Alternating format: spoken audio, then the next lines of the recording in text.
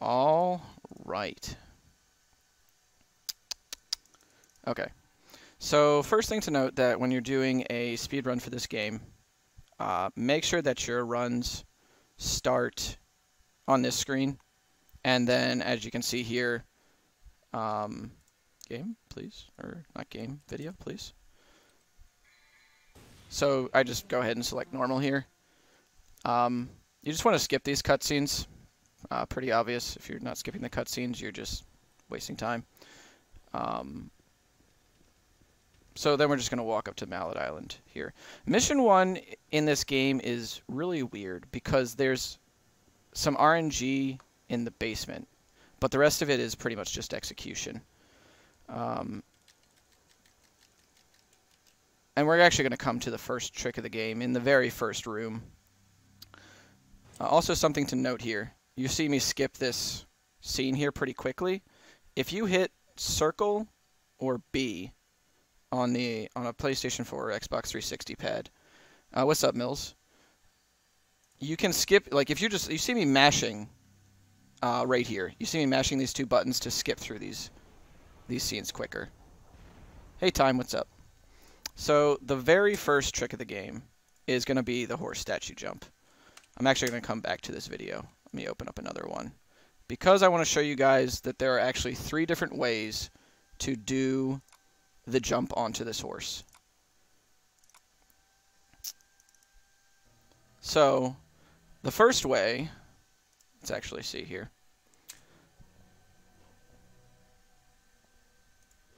Yeah, okay. So this is the slowest way. That's right. So this is the slowest way. This is where you just jump up and you actually are holding X this whole time, and Dante just goes up onto the horse. He just like grabs onto the top and pulls himself up. That's the slowest way to do it. That's the way I did it for a little bit. You'll actually see this version a lot in marathon runs for the game, but you won't see it in a lot of top times.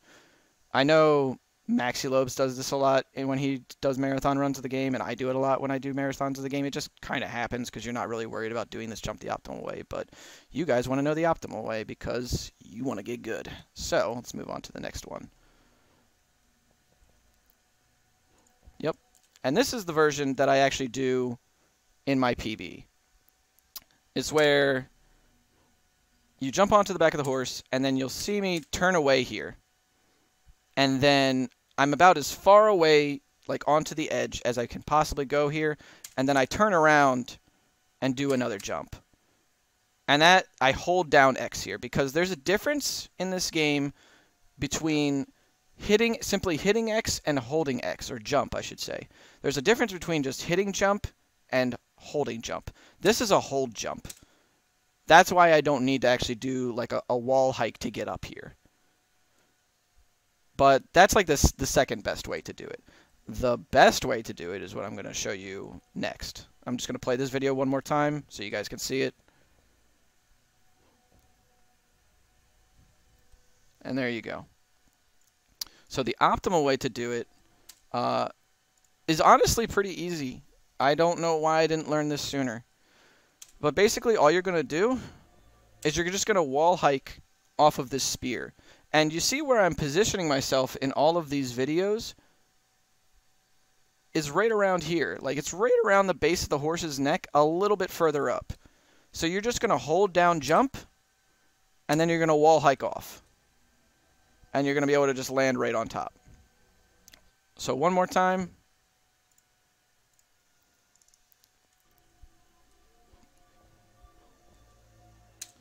So, yep, just there's the wall hike right there. Hold on. Why is it not letting me pause? There we go. So jump up, get to the base of the horse's neck. Hold jump. Wall hike. And there you go. And that's the very first trick of the game, is right in the very first room. I don't really know how to feel about that, but we're just going to continue onward here. It's a bitch when you have to reset here all the time, though, believe me. So we're just going to continue from where it was. Okay.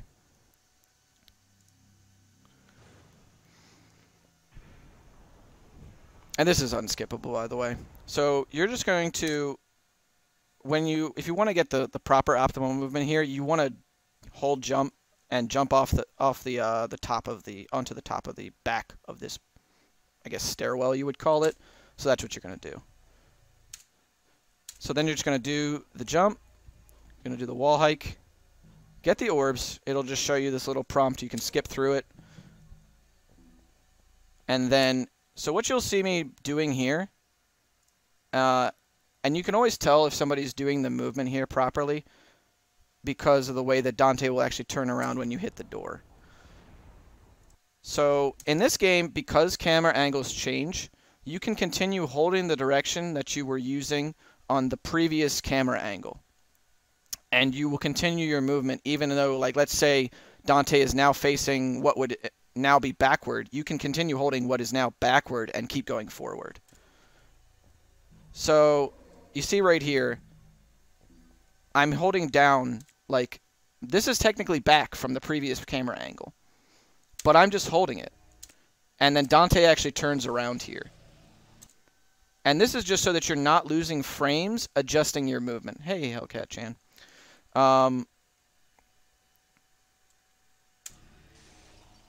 But yeah, it's just like little things like that during the run will cost you a little bit of time here and there. Now this room, until you get used to this jump, you can just kind of walk through it. But if you want to save some time here, you can actually just jump. You just hold down jump, and then bam. And then you just hit the door, activate it, and then walk on up here. And this is why in the notes for this tutorial, I say that jumping is so important and understanding the difference between having to do a short jump and a long jump. Once you understand that difference and how you're going to position the analog stick, a lot more of your movement is going to become consistent. And the more consistent and less erratic your movement is, enemies are going to be easier to fight, and sections of the game are going to be easier to perform, especially when it comes to Vortex. But we're going to get to that like on mission 14, so we got a little bit of a ways to go. So this jump right here, there are 2 cues you can use in order to hit the back wall right around here, because there is a wall that you can hit right around here. You want to either use the marionette or the armor. And in this example, I kind of go for the middle ground here, which is the leg of this, or the gauntlet of the armor. And this is another hold jump. And it's a hold jump into a wall hike. So then I go up here. And this just lands you almost right near the trigger for the rusty key. And then you just pick up the rusty key. After this little section here, you can either just walk back towards the screen or you can jump. The jumping will save you some time. So you jump, skip the cutscene, and then this next jump here, you want to hold the analog stick to your right, and then hold jump, and then immediately do melee, so that it looks like you're going to be targeting this guy right here, but you're actually going to be helm breaking the enemy down here. And that just saves you a few seconds from having to jump onto this box and then jumping back down here. So then you can just walk right back down the stairs. And from here, you're going to do the same jump in the previous room again to get back to the main hall.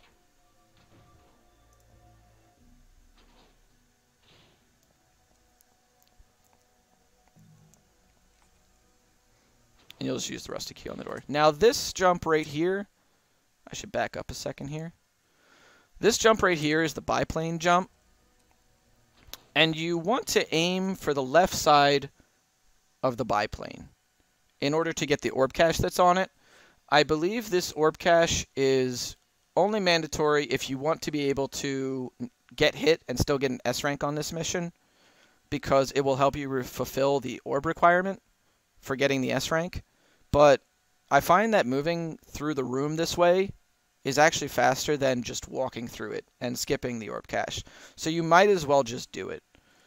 So you just jump and then jump again, or you can wall hike, and then you'll grab that orb cache there.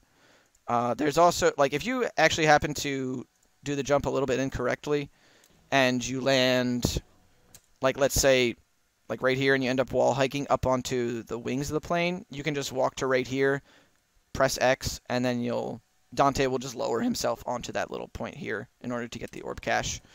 But once you do that, you walk over to the light wheel here. We're just going to refer to these as light orbs, or light wheels.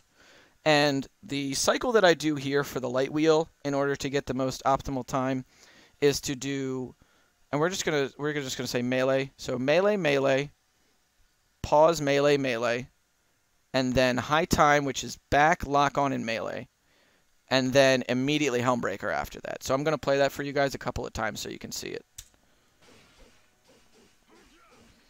Okay, so there's the first time, and then here's the second time.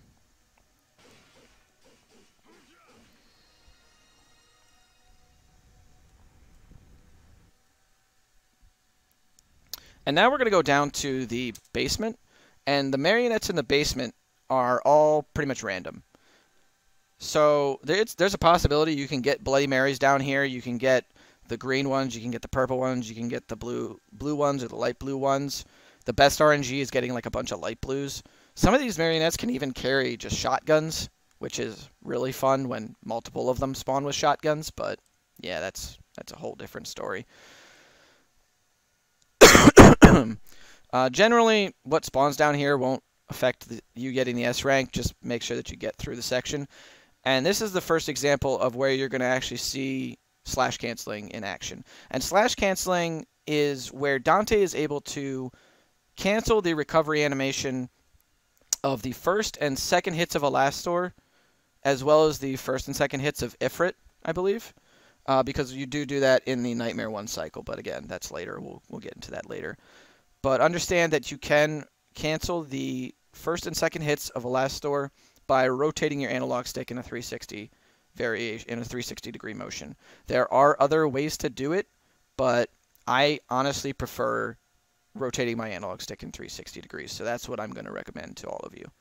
So you're just going to walk over to the right here, and this is so that Dante he aims himself at this marionette here, and he's going to catch all of them together. So you're going to be able to rank up the style really quickly, even though you're doing the same moves over and over again.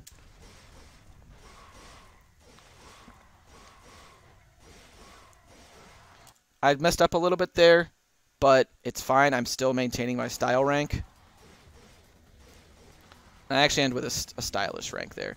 And the important thing about style ranks in this game when you're killing enemies is that when you kill enemies at a higher style rank, they'll drop more orbs, which is very important in this mission to fulfilling the orb requirement, as well as because if you kill the enemies at a low style rank after getting hit, then there's less likely chance that you'll get the orb requirement. Yeah. And hold on, let me see here. Let me make sure that chat is actually visible. Somebody just wants to type test in the chat just to make sure chat is visible on the stream. That would be cool.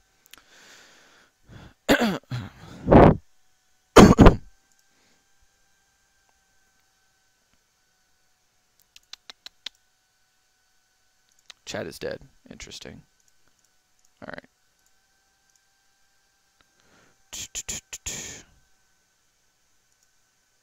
Interesting. Fortunately, I can just probably just do this, which I'll just delete this from the actual YouTube video, so that's cool. Sorry about this, guys.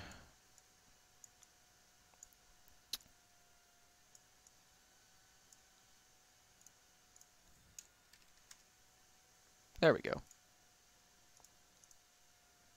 So let's see if chat moving at 60 frames. What software am I using for input display? Gamepad Viewer. Okay, cool. Now chat should be good. So here's what I'm using for input display. I have modified the skin a little bit to be transparent like this, but I can give people the custom SSS should they ask for it. Anyway, so back to what we were talking about here. So after killing that wave of marionettes, you're going to walk to the right room here, and you're going to slash cancel the 2 enemies in this room. Unfortunately, I didn't get both of them at the same time here, but that's what you want to aim for. And then after that, you're just going to start firing your guns. There is a quick shoot method for using the keyboard to make your guns fire at max speed, but it only really saves you 4 seconds. So you can practice that, but I'm not even using it here, and I clear the room pretty quickly. And like I said, in the end, it only saves you 4 seconds. So that's really when you start wanting to squeeze every second out of this mission, is when you start trying to use quick shoot. And quick shoot is only available on PC.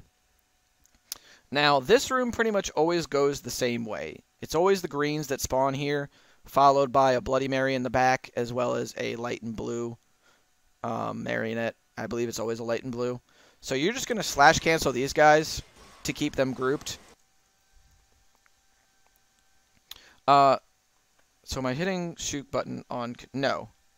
All I am doing for quick shoot, you're just, yeah, spacebar plus J mash, or you can do J plus L mash. I used to do J plus L mash in the last couple attempts that I did. I think I just did J mash, or maybe I didn't even bother to, I might have just mashed square. The second and third place time aren't even on PC, which is Maxi Lobes and Mr. Snock, so they can't even use the quick shoot.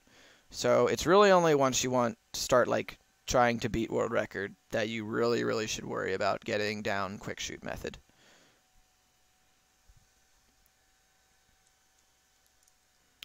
So, I screw up here and I get hit, but we're still gonna get the S rank. I got really lucky there. Oh boy, this is going bad. So this combo that I start doing to these guys is 1-2 high time, and 1-2 high time is the highest DPS combo in the game that you can do with Elastor. All of these moves don't do the most damage, but they do the highest DPS when combined together. And we'll get to why you're going to need to know this combo at the very end of things. So the Bloody Mary, you just want to 1-2 high time him. And if you happen to clash with this Bloody Mary, just high time it, because it will try to attack you, but you can high time it out of its attack windup. And that just ends the mission. So you get, so 248, that's only like 8 seconds off of my PB. That's pretty good. And you got the 800 orbs and everything.